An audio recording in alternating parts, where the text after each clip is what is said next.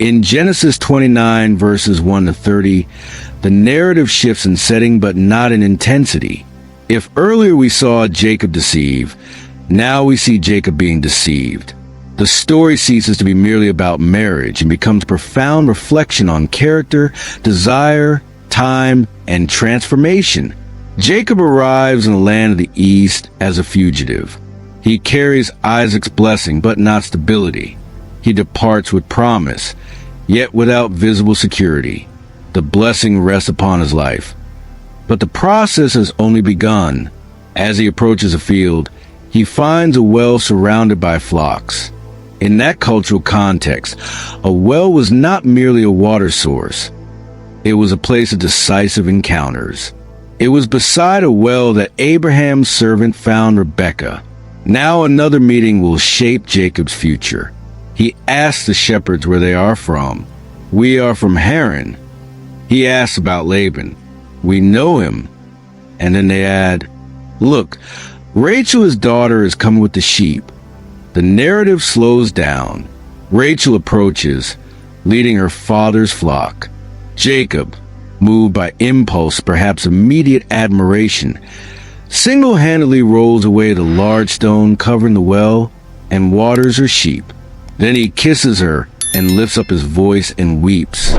His tears reveal emotional intensity. He is a man who fled under threat of death, crossed unfamiliar lands, and now encounters family. Perhaps in that moment he glimpses not only shelter, but purpose. He identifies himself as Rebekah's son. Rachel runs to tell her father.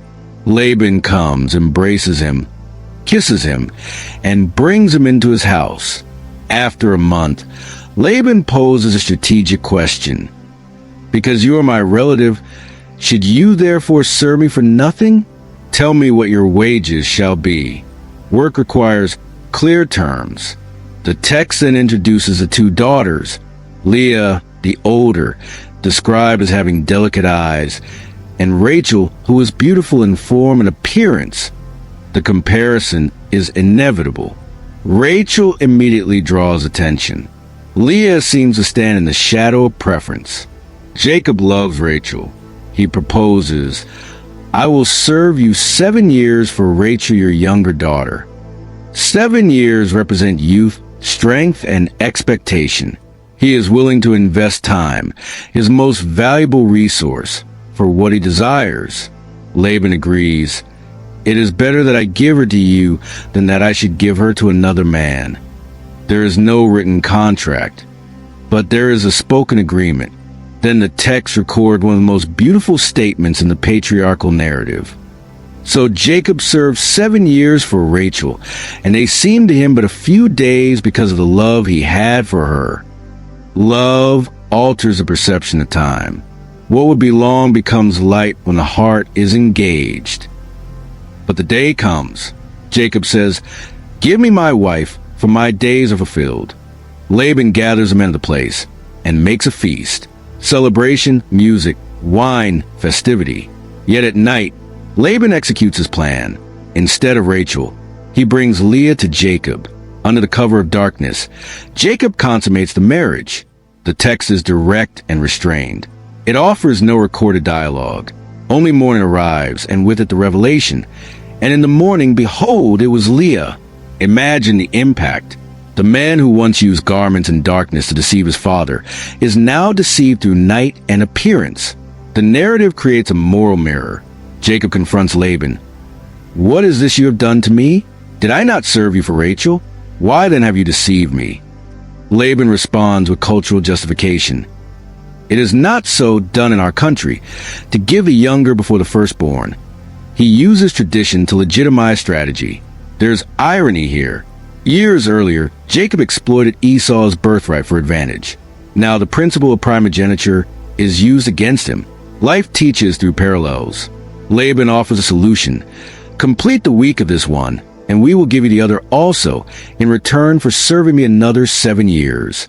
Jacob agrees. He completes the bridal week with Leah and receives Rachel as his wife, committing himself to 7 additional years of labor. The love that once made 7 years seem like a few days now leads him into 14 years of service. This narrative is not an idealized romance. It is realistic. It shows that intense desires often pass through prolonged processes. It shows that expectations can collide with reality. It shows that deception creates cycles that are not easily broken. Jacob could have fled again. He could have reacted with violence. But he remains. He works. He learns. And Leah, though she was not the initial choice of Jacob's heart, she is not forgotten in the story.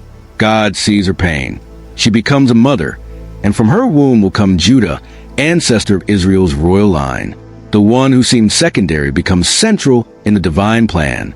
Rachel is loved, yet she experiences barrenness for a time. Leah is less loved, yet fruitful.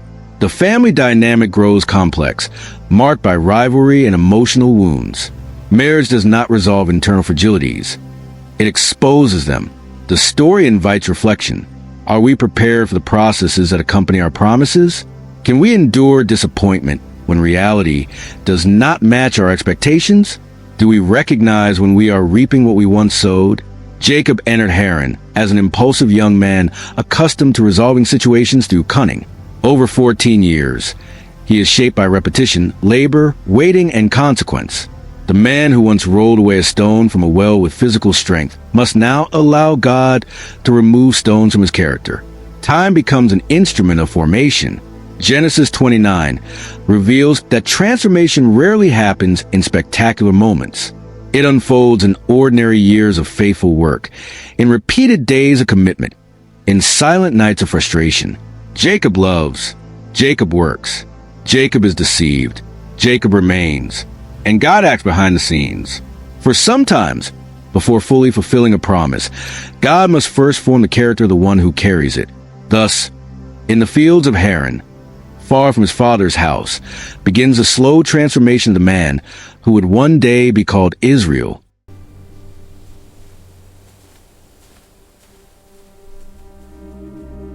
If this story spoke to your heart, don't stop here. Subscribe to the channel and follow every chapter of the Bible told as powerful, easy to understand stories.